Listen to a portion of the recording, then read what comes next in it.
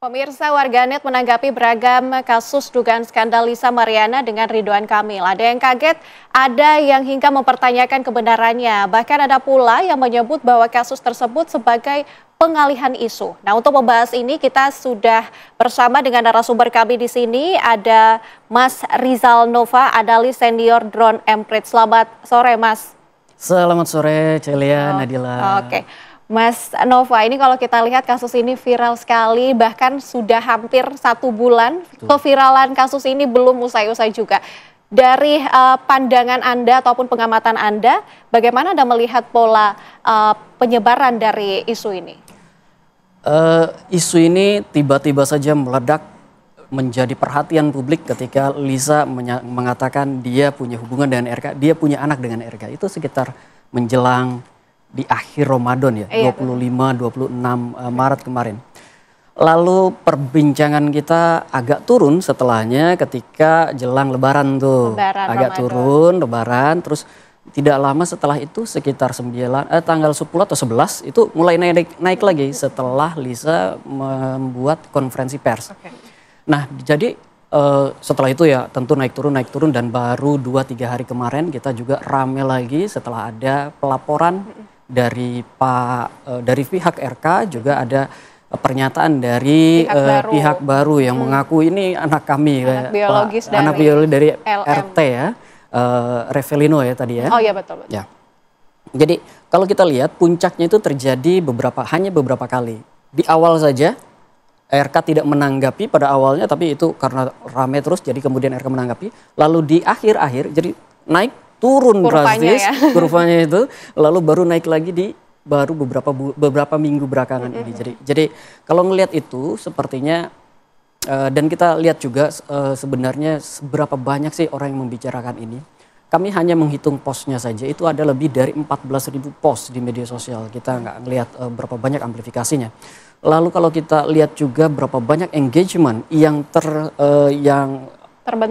terbentuk dari 14.000 post itu sebenarnya kecil kalau dibandingkan lainnya. Hanya 500 jutaan engagement. Ini artinya publik lebih suka menyampaikan pendapatnya, menyampaikan apa yang mereka yakini tentang RK dan LM ini dibandingkan mengamplifikasi atau menyetujui narasi-narasi tertentu. Kayak gitu. Informasi-informasi yang beredar itu. Betul. Jadi makanya betul sekali itu tadi disampaikan. Ini jangan-jangan settingan. Ini jangan-jangan ada agenda lain ini. Ini dan lainnya kayak gitu.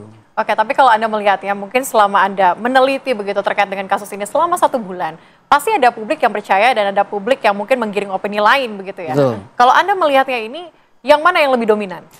Kalau kita lihat dari sentimennya aja ya. Sentimen dari sisi RK nih. Percakapan publik itu cenderung lebih dominan negatif pada RK. Meskipun di situ nanti kita bisa pilah-pilah lagi yang mana sih yang lebih dominan. Narasi yang diangkat yang negatif terhadap RK itu pertama mengamplifikasi atau menyetujui bahwa ya kayaknya RK punya hubungan dengan LM nih. Itu satu.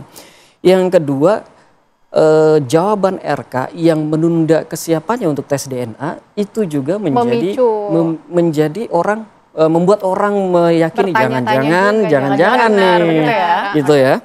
Lalu yang ketiga, orang-orang juga simpati kepada Ibu Atalia.